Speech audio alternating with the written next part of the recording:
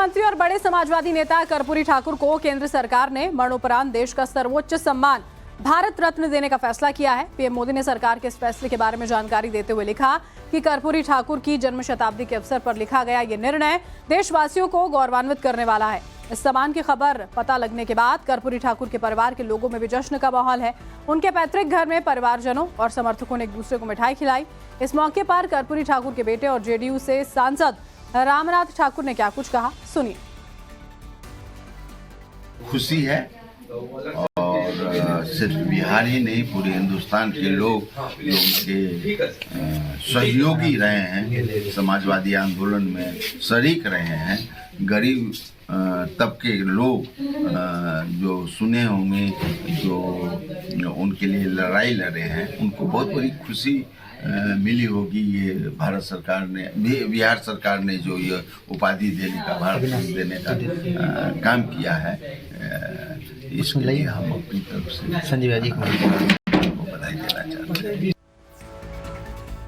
और आरजेडी और जेडीयू दोनों ही पटना में पूर्व सीएम की जयंती को लेकर कार्यक्रम आयोजित करने जा रहे हैं। ऐसे में बिहार केंद्र के इस फैसले से सियासत में समीकरण बदलने के कयास तेज हो गए हैं। कर्पूरी ठाकुर को मिले सम्मान के बाद बिहार के मुख्यमंत्री नीतीश कुमार ने ट्वीट कर इस फैसले का स्वागत किया। तो वहीं डिप्टी सीएम तेजस्वी यादव ने अपना पुराना वीडियो ट्वीट करके बताया कि उन्होंने पीएम मोदी के सामने कर्पूरी ठाकुर को भारत रत्न से सम्मानित करने की मांग रखी थी। कांग्रेस, आरजेडी और जेडीयू तीनों ने इस फैसले का स्वागत किया, पर साथ ही केंद्र सरकार को निशाने पर भी लिया। भारतीय जनता पार्टी की कोशिश यही है कि ठीक चुनाव से पहले उनको भारत रत्न देने का क्या मतलब है। 10 साल से लगभग मोदी जी की सरकार है, उनको इस बात का ख्याल नहीं आया, होश नहीं आया कि कर्पूरी ठाकुर जी को उनका सम्मान किया जाए।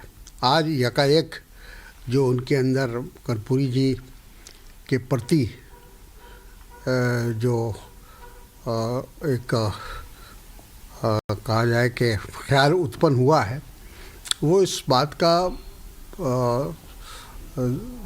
संकेत है कि उनको चुनाव नजर आ रहा है।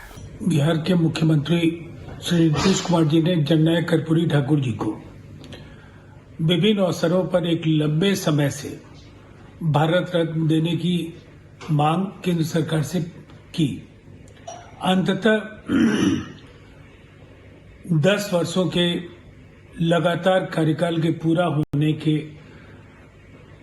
करीब पहुंचने वाली मोदी सरकार ने इस मांग को स्वीकार कर लिया। कर्पूरी ठाकुर जी को भारत रत्न देने का फैसला केंद्र सरकार ने किया है। जो बीजेपी कर्पूरी ठाकुर जी को जीते जी गाली दे रही थी, 9 वर्षों तक याद नहीं आया। ये तो हम लोगों के दबाव में हमारे नेता आदरणीय लालू प्रसाद जी, हमारी पार्टी लगातार इस मांग को कर रही थी कि भारत रत्न मिलना चाहिए। अब चुनाव नजदीक है तो अब कर्पूरी ठाकुर जी याद आ रहे हैं। वहीं पूर्व केंद्रीय मंत्री रविशंकर प्रसाद और एलजेपी अध्यक्ष चिराग पासवान ने इस फैसले का स्वागत करते हुए पीएम मोदी को धन्यवाद दिया। तो आज आदरणीय नरेंद्र मोदी जी ने जो ये बहुत बड़ा पुरस्कार ऐसे महान व्यक्ति को दिया है, सर्वोच्च सिविलियन अवार्ड, ये उस पावन आत्मा को एक प्रकार से उनकी सोच, उनके विचार, उनकी राजनीति, उनकी ईमानदारी और गरीबों के प्रति उनके समर्पण का सम्मान है।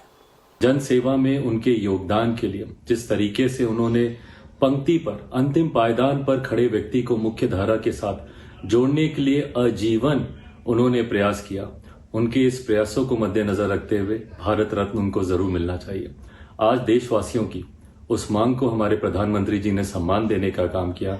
इसके लिए एक बार फिर से मैं हमारी केंद्र की सरकार और भारत के प्रधानमंत्री आदरणीय नरेंद्र मोदी जी को बहुत बहुत धन्यवाद। आज नेताजी सुभाष चंद्र बोस की जयंती पराक्रम दिवस के मौके पर पीएम मोदी ने भारत पर्व 2024 का उद्घाटन किया। प्रधानमंत्री ने इस अवसर पर लाल किले में एक प्रदर्शनी भी देखी। 2047 तक भारत को विकसित राष्ट्र बनाने का संकल्प दोहराते हुए उन्होंने युवाओं से खास तौर पर देश की राजनीति से भाई भतीजावाद और परिवारवाद को जड़ से उखाड़ फेंकने के लिए साथ आने की भी अपील की। नेताजी सुभाष चंद्र की जन्म जयंती पर पराक्रम दिवस की बहुत बहुत बधाई। साथियों, आज पराक्रम दिवस पर लाल किले से भारत पर्व का भी आरंभ हो रहा है। आजादी के बाद परिवारवाद, भाई भतीजावाद जैसी अनेक बुराइयां भारत के लोकतंत्र पर हावी होती रही। ये भी एक बड़ा कारण यहां रहा है कि भारत उस गति से विकसित नहीं कर पाया, विकास नहीं कर पाया जिस गति से उसे करना चाहिए। रामलला की भव्य प्रतिमा को सुंदर आभूषणों से सुसज्जित किया गया है। ये कीमती गहने यूपी के बरेली में बनाए गए हैं। जेवर कारोबारी मोहित आनंद ने खासतौर पर प्रभु के लिए इन्हें तैयार किया। भगवान के आभूषण तैयार करने में 14 दिनों का वक्त लगा। सोने के बने इन गहनों में हीरा, पन्ना और माणिक जैसे बेशकीमती रत्नों का इस्तेमाल किया गया है।